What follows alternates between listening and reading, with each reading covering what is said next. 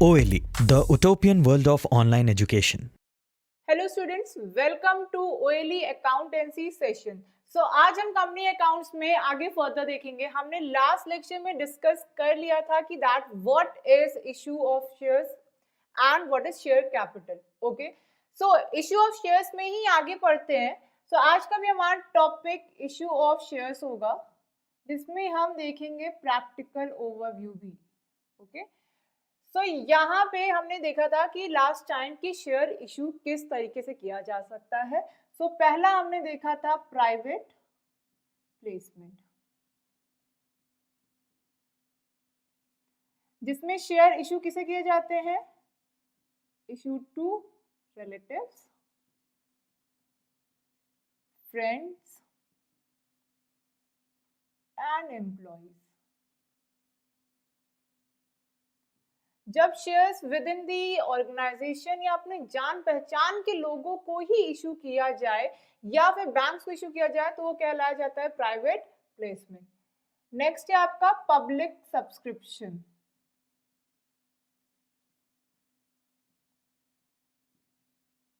जब शेयर्स किसे इशू किए जाते हैं? Issue to public. और थर्ड हमने देखा था in consideration.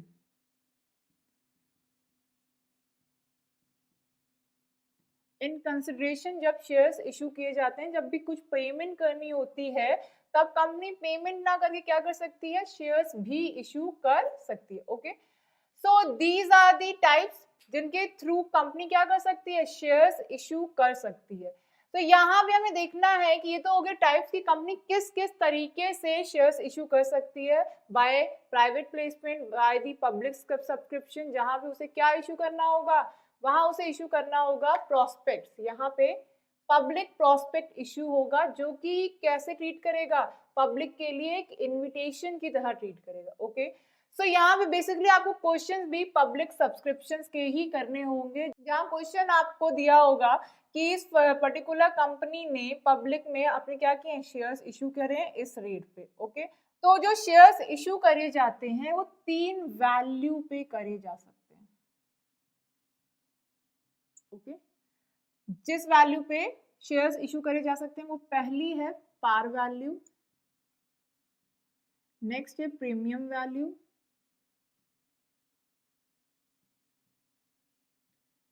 Next discount value. Discount value अब प्रोविटेड है, it's now prohibited under section 53 of companies act. Okay, so अब डिस्काउंट पे कंपनी अपने शेयर्स इशू नहीं कर सकते। सो जैसे नाम है वैसे ही काम है कि पार वैल्यू पे, मतलब पार वैल्यू का मतलब होता है उसकी एक फेस वैल्यू क्या है। अब इसमें मार्केट फोर्सेस होते हैं कि मार्केट रेट क्या चल रहा है, या कंपनी ने अपने शेयर्स पे कंपनी ने अपने शेयर की कौन सी वैल्यू डिटरमाइन करी है, उसे हम कहते हैं फेस वैल्यू। ओके, जिस रेट पे एक्चुअल में कंपनी अपने शेयर्स इशू कर सकती है, जो उसकी एक्चुअल वैल्यू होती है, मार्केट वैल्यू कह सकते हैं। दूसरा है आपका प्रीमियम वैल्यू। इट मींस जब फेस वैल्यू से ज्यादा पे शेयर्स इशू करी जाएं, that value is called as premium value. Okay, so यहां पे कह सकते हैं when shares are issued in excess of face value. So कहने का मतलब ये है, प्रीमियम वैल्यू शेयर की वो वैल्यू होती है जो फेस वैल्यू से ज्यादा होती है। जैसे सपोज फेस वैल्यू जो है एक शेयर्स की 100 है, पर इशू किए गए 110 पे। सो ये जो 10 रुपीज है ये क्या है? प्रीमियम है, इसे कहेंगे हम premium value of shares. Okay, so this 10 is what? Premium value of shares. And discount भी आपका ऐसे ही होता है, जो कि आप प्रोविटेड है। सो डिस्काउंट लाइक 100 था, कम पे इशू कर दिया, उसे कितने पे इशू किया कंपनी ने? 90 पे इशू कर दिया। This is now प्रोविटेड by the companies act under section 53। So company अब ये इस तरह से अपने शेयर्स इशू नहीं कर सकती। So now let's see a question जो कि हमारा पहले टाइप पे बेस्ड होगा कि कैसे पार वैल्यू पे शेयर्स इशू करे जा सकते हैं। ओके, सो यहाँ पार वैल्यू आई होप सबको समझ में आ गया। What is par value? Par value is the face value of the share, जिसपे जो उसका एक्चुअल रेट होता है शेयर वैल्यू का। जैसे सपोज शेयर्स का वैल्यू आ रहा है मार्केट रेट्स के अकॉर्डिंग 100। ओके, एक शेयर की वैल्यू है 100, this rate will be called as face value. Now let's see a question here. Just suppose A Limited issued 40,000 shares at rupees 10 each, and payments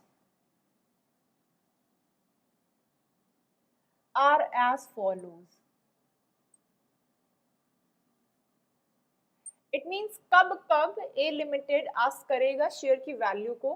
सो पहला है, जैसे उसने 3 rupees allot किए किसको, application money पे, कि शेयर होल्डर्स को पहला अमाउंट देना होगा एप्लीकेशन मनी।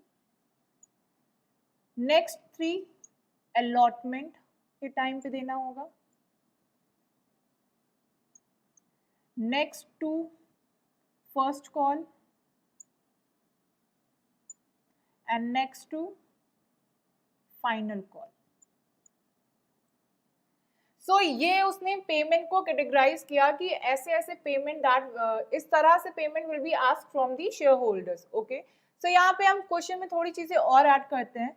जस्ट सपोज यहाँ शेयर को इशू करने के भी कुछ एक्सपेंसेस बियर करने पड़े ए को, क्योंकि उसने मार्केट में अपने क्या किए हैं, कैपिटल रेज करने की कोशिश करी है बाय इशूइंग दी शेयर्स। कितने, 40,000 एट रुपीज 10 ईच। तो उसके इसको कुछ एक्सपेंसेस बियर करने पड़े होंगे। तो यहाँ पे हम देखेंगे शेयर इशू एक्सपेंसेस भी अगर गिवन हो, अमाउंट रुपीज 8,000। साथ ही साथ जो प्रोमोटर है कंपनी का, प्रोमोटर्स हैव बीन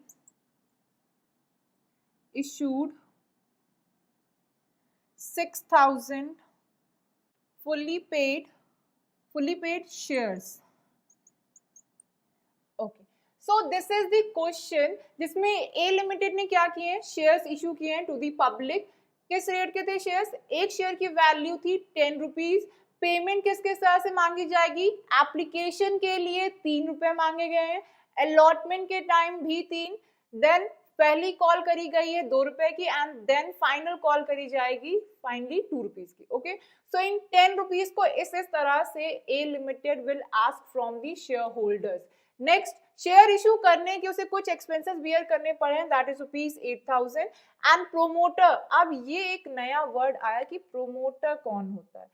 प्रोमोटर वो पर्सन होता है जो एक्चुअली में जिसके पास आइडिया होता है बिजनेस का, जो कि बिजनेस को एस्टैब्लिश कराने में मदद करता है। एंड वो बेसिकली क्या करता है, he is the person who develops the idea of the business. जो भी बिजनेस रहा होगा वो आइडिया उसका रहा होगा, उसने इन्वेस्टर्स कलेक्ट किए होंगे, उसने जाके फाइनेंशियल असिस्टेंस प्रोवाइड करी होगी। सो उस पर्सन को हम कहते हैं प्रोमोटर, ठीक है, जिसका आइडिया ऑफ बिजनेस होता है। सो इस तरह की उसको सर्विस प्रोवाइड करने के लिए, एज उसने अपनी सर्विस प्रोवाइड की जिसकी वजह से बिजनेस आज एस्टैब्लिश हो पाया है, उसकी सर्विसेज के लिए उसे इशू करे गए हैं 6,000। ये कहते हैं इनकॉर्पोरेशन।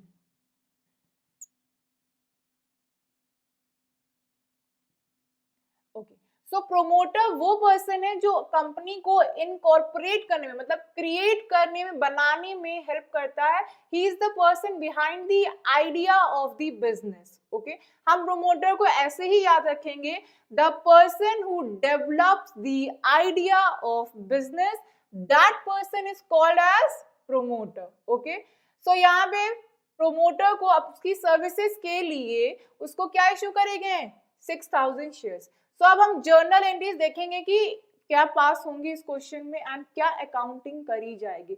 सो आज हम डिस्कस करेंगे the journal entries of this question. अब यहाँ पे हमें साफ साफ दिख रहा है कि शेयर्स किस वैल्यू पे इशू करे हैं, पार वैल्यू पे। ये जो 10 रुपीज गिवन है ये क्या है, ये शेयर्स की 10 रुपीज है, हमारे क्या शेयर्स की par value, face value is given of the shares. Okay, so यहाँ पे अब हम देखते हैं जर्नल एंट्रीज क्या पास ऑन होंगी। सो स्टूडेंट्स, अब हम पास ऑन करेंगे क्या, journal entries in the books of A limited regarding these transaction. तो यहाँ पे हम क्या पास करेंगे, journal entries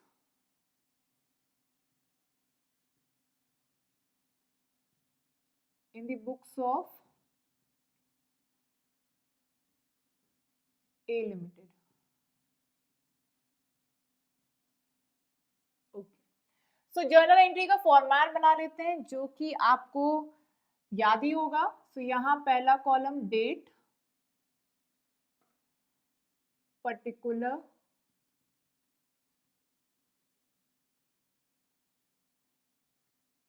laser folio, debit,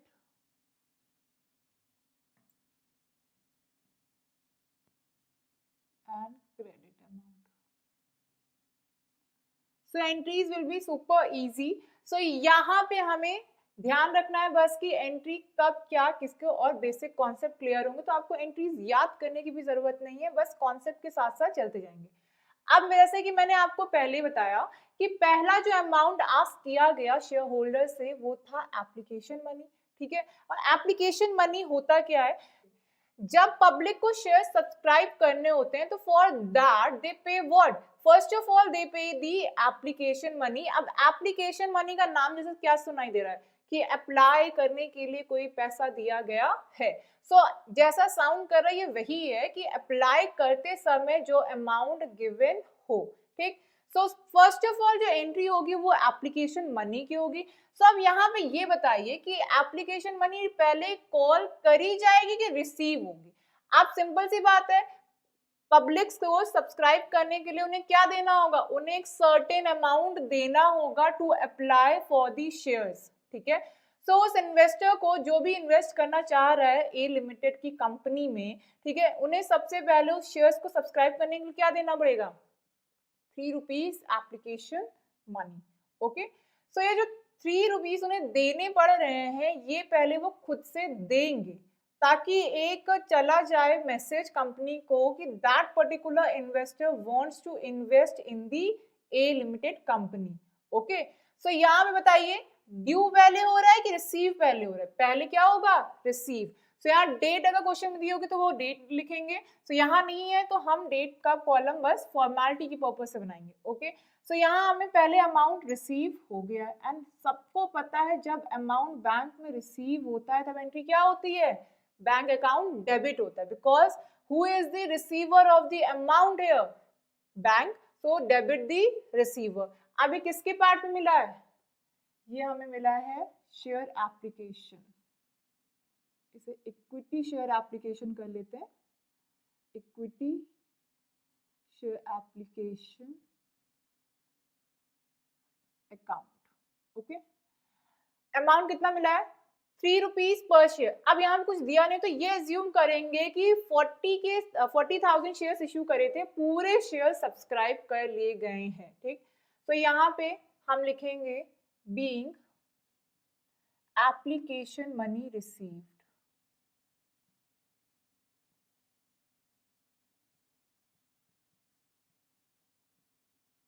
okay, so यहाँ पे अमाउंट कितना रिसीव होगा, 3 multiply by 40,000 that is rupees 1,20,000 receive होगा। क्लियर, सो ये होगी पहली एंट्री। अब यहाँ पे आप एक चीज पूछना चाह रहे होंगे कि इक्विटी शेयर क्यों लिखा है, जब भी शेयर्स के बारे में कोई इंफॉर्मेशन ना हो कि वो किस टाइप का, जैसे हमने पढ़ा था ना कि 2 तरह के शेयर्स होते हैं, इक्विटी एंड प्रेफरेंस। अब यहाँ पे तो मेंशन नहीं है कि इक्विटी है कि प्रेफरेंस, तो आप हमेशा उसे क्या कंसिडर करेंगे, इक्विटी शेयर कंसिडर करेंगे। क्या करेंगे, equity. When nothing is mentioned about the type of the share, then we will always consider it equity. Clear? So यहाँ लिखा bank account to equity share application account, ठीक। तो यहाँ पे हमें इक्विटी शेयर की एप्लीकेशन अमाउंट हमें receive हो चुका है। अब हमारी सेकेंड एंट्री क्या होगी, अब यहाँ पे हम इस इक्विटी जो अमाउंट मिला है एप्लीकेशन का, इसे हम शेयर कैपिटल में क्या करेंगे, ट्रांसफर। तो यहाँ अमाउंट एंट्री होगी equity share application account debit to equity share capital.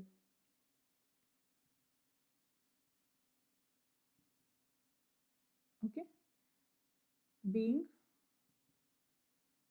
application money transferred to share capital.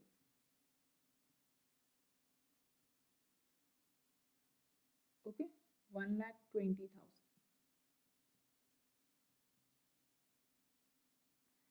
Okay, so अब यहाँ देखा गया कि जितने शेयर्स इशू करे गए वो सारे के सारे शेयर्स सब्सक्राइब भी हो गए। तो इसका मतलब 40,000 शेयर जो इशू करे गए थे उनको 40,000 अलॉट भी कर गए। अब यहाँ एक चीज ध्यान रखिएगा, इशू करना और अलॉट कर देना शेयर्स, यहाँ डिफरेंस है। जब कंपनी कभी कभी इशू करती है तो उन्हें एक्सेस एप्लीकेशन भी रिसीव होती है। अब यहाँ तो इशू करने का मतलब है इनवाइट कर देना। यहाँ सिंपली क्या किया कंपनी ने, ए लिमिटेड ने पब्लिक से एप्लीकेशन इनवाइट करें कि आओ हमारी कंपनी के शेयर्स आप खरीद सकते हैं।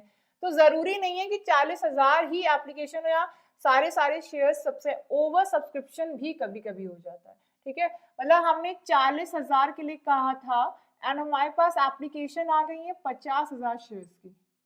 ठीक है, सो यहाँ पे ये देखा जाएगा कि हाँ ओवर एप्लीकेशंस आ गए हैं, तो यहाँ पे अलॉटमेंट अलग हो। तो इसके लिए हम एक अलग सेशन करेंगे, over subscription and under subscription की बात यहाँ करेंगे। अभी ये समझेंगे कि 40,000 इशू करे थे एंड पूरे के पूरे सिर्फ 40,000 को अलॉट कर दिए गए हैं सारे के सारे शेयर्स। ना ओवर सब्सक्रिप्शन था ना अंडर सब्सक्रिप्शन था, मतलब जितने शेयर्स इशू करे गए थे उतने ही शेयर्स सब्सक्राइब भी हो गए, सब परचेज हो गए, सबके सबके सबके पार्ट की एप्लीकेशन मनी रिसीव हो चुकी है। ठीक, तो अब यहाँ पे कॉल किया जाएगा अलॉटमेंट मनी। अब शेयर्स यहाँ अलॉट किए जाएंगे। पहले देखा जाता है कि कितने लोगों ने अप्लाई किए। ठीक है, अब यहाँ पे जैसे पूरे 40,000 शेयर्स अप्लाई हो चुके हैं और उसका एप्लीकेशन मनी रिसीव हो चुका है, जिसकी ट्रांसफरिंग भी हो चुकी है शेयर कैपिटल में। ये प्रोसेस होने के बाद अब यहाँ देखा गया कि भाई ज्यादा भी नहीं है कम भी नहीं है, तो मतलब जितने हैं उतने सबको शेयर्स अलॉट किए जा सकते हैं। अब यहाँ पे क्या होगा, अब यहाँ अलॉटमेंट की जाएगी, साथ ही साथ अलॉटमेंट मनी भी कॉल करी जाएगी। ठीक है, तो यहाँ अलॉटमेंट मनी कितनी कॉल करी जाएगी, 3। तो यहाँ अब अमाउंट पहले ड्यू होगा फिर रिसीव होगा। तो यहाँ लिखेंगे equity share allotment account debit to equity share capital।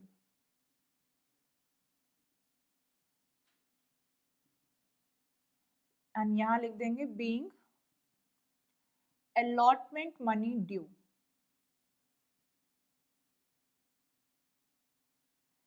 अब allotment money कितना ड्यू होगा, 3 multiply by 40,000 that is 1,20,000। Okay, so ये हो गई हमारी थर्ड एंट्री। अब ये अलॉटमेंट मनी आस्क किया गया है तो अब पे भी होगा। तो नेक्स्ट एंट्री क्या होगी, जो अमाउंट ड्यू हुआ है उसकी पेमेंट होगी। अब शेयर होल्डर क्या करेंगे, जो अमाउंट कंपनी मांगा है, ए लिमिटेड ने शेयर होल्डर से कहा है कि अलॉटमेंट का अमाउंट पे कर दीजिए, तो अब इसकी क्या होगी, अब होगी payment. Okay, so student now I am preparing further journal here. So next entry pass on क्या होगी, हमें इसकी रिसीविंग करनी है। तो अब यहाँ पे हम बेसिक फॉर्मेट बना लेते हैं अपना। पहले ये डेट का column, particular, the ledger folio, debit and the credit side. Okay, so यहाँ पे नेक्स्ट एंट्री हमारी क्या होगी, नेक्स्ट एंट्री होगी पेमेंट की। सो हम बैंक में पेमेंट रिसीव हुई होगी, bank account debit to equity share allotment.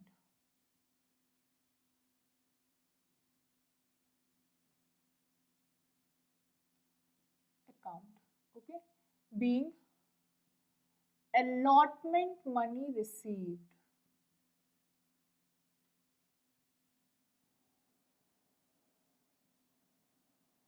Amount कितना रिसीव हुआ हमें 1,20,000।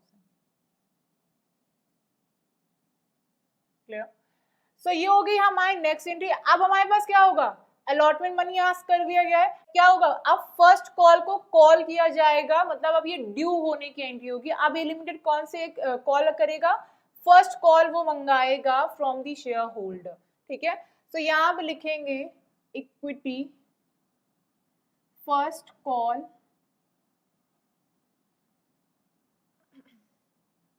Account debit to equity share capital being first call due। Okay, first call कितनी ड्यू थी, 2 रुपीज, तो ये हो गया हमारा 80,000, 2 मल्टीप्लाई बाय 40,000। ओके, अब इसकी पेमेंट की entry same, bank account debit to equity first call being first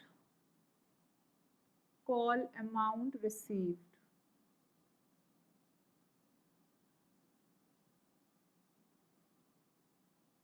that is 80,000।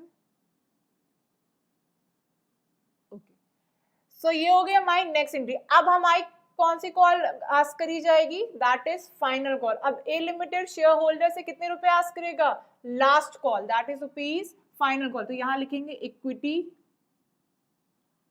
Final call account debit to equity share capital, okay, being final call due.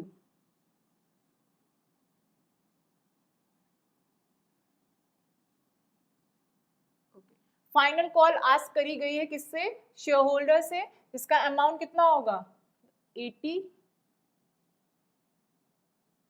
And then next step में उसकी payment, bank account debit to equity final call,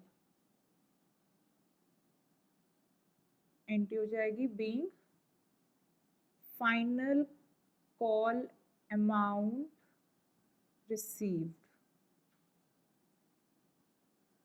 Okay, so these are the entries that you need to pass for all the amount that shareholder that owner asked from the shareholder। अब यहाँ company थी ए limited की, उसने shares issue करे थे, तो इन सब की ड्यू होने की एंट्री और पेमेंट की एंट्री होगी। बस आपको एप्लीकेशन में ध्यान रखना है कि एप्लीकेशन मनी पहले रिसीव होता है, देन शेयर कैपिटल में क्या होता है, ट्रांसफर होता है। अब यहाँ पे हमारे पास 2 और एंट्री हैं, ठीक है।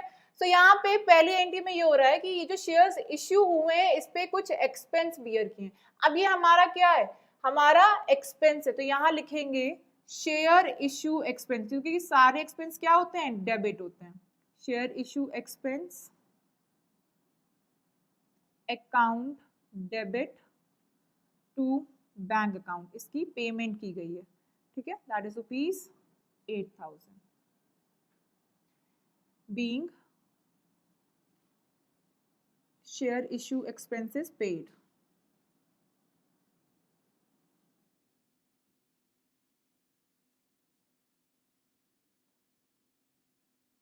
सो ये हो गई हमारी नेक्स्ट। अब ये एक एक्सपेंस था, तो इसे एक एक्सपेंस की ही तरह ट्रीट करेंगे। और हमारी एक्सपेंस की एंट्री क्या होती है कि कोई भी एक्सपेंस जब हम बियर करते हैं उसे हम क्या करते हैं, डेबिट करते हैं, और यहाँ उसकी पेमेंट करी गई है। तो पेमेंट किसने करी, बैंक ने, तो credit the giver, who is the giver of this amount, bank. तो इस हिसाब से बैंक को क्या कर दिया गया, क्रेडिट कर दिया गया। और हमें यहाँ एक एक्सपेंस बियर किया, तो उस एक्सपेंस को हम क्या करेंगे, हम उसे डेबिट कर देंगे। क्लियर? सो ये हो गई हमारी नेक्स्ट एंट्री, जिसे आपको याद करने की जरूरत नहीं, बस आपको जर्नल एंट्री का बेसिक याद होना चाहिए, जो कि हम अभी तक पढ़ते ही आए हैं अपने प्रीवियस लेक्चर्स में। नेक्स्ट, प्रोमोटर्स को इशू करे गए हैं शेयर्स 6,000 फुल्ली पेड शेयर्स उसे इश्यू करे गए हैं, ठीक है। सो यहाँ पे प्रोमोटर ने जो भी सर्विसेज प्रोवाइड करी हैं कंपनीज को, उसके बिहाफ पे उसे क्या इश्यू करे हैं, शेयर्स, जिसका अमाउंट उसने एक तरह से ट्रीट किया गया है कि उसने फुल्ली पेड करे हैं। तो ये हमारे लिए क्या है, ये हमारे लिए इनकॉर्पोरेशन कॉस्ट है, ठीक, क्योंकि प्रोमोटर ने किसमें हेल्प करी होगी, कंपनी के इनकॉर्पोरेशन में। उसको शेयर इशू करने का मतलब है कि हमने एक तरह से क्या बियर किया, इनकॉर्पोरेशन कॉस्ट, जिसकी पेमेंट हमने एक तरह से कैसे करी, by issuing the equity shares, ठीक है।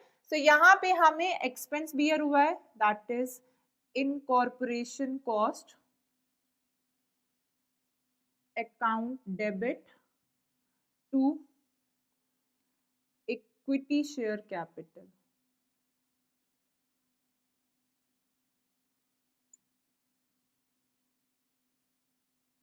ओके, अब यहाँ पे फुल्ली पेड शेयर्स है, मतलब 6,000 उसने पूरे अमाउंट एक तरह से अज्यूम किया जाए कि उसने पे कर दिए हैं, तो दैट इज ₹10। तो कितने रुपए के शेयर्स उसे इश्यू हुए थे, 60,000। ओके, सो यहाँ एंट्री लिखेंगे, being promoter issued fully paid shares, being promoter issued 6,000 fully paid shares. Okay, so students यहाँ पे हम एक नरेशन बाद में डाल देंगे कि 6,000 शेयर्स इशू करे गए हैं प्रोमोटर को फॉर हिज सर्विसेज। तो वहां पे जो नरेशन आएगा वो आएगा being 6,000 shares issued to promoter for his services. Okay, so ये हो गया आपका एकदम बेसिक लेवल का क्वेश्चन। ये आपके लिए बहुत जरूरी था ताकि आपको क्लियर हो जाए कि आपका बेसिक अंडरस्टैंडिंग क्या है चैप्टर की। सो इसी के बेसिस पे हम फर्दर अब डिफिकल्टी लेवल आगे सेशन में बढ़ाएंगे। सो यहाँ पे इस सेशन के लिए इस सेशन का मतलब ही ये था ताकि आपको बेसिक थिंग क्लियर हो जाए कि कैसे स्टार्ट करना और कहाँ खत्म करना है। सो हमारी पहली एंट्री जो होनी चाहिए वो होनी चाहिए एप्लीकेशन और एंड होना चाहिए फाइनल कॉल पे। अब इसी के बीच में फर्दर एंट्रीज हम डिस्कस करेंगे कि और क्या क्या चीजें आ सकती हैं शेयर्स के क्वेश्चंस में, that we will discuss in further lectures. So that's all for today's session. Thank you, class.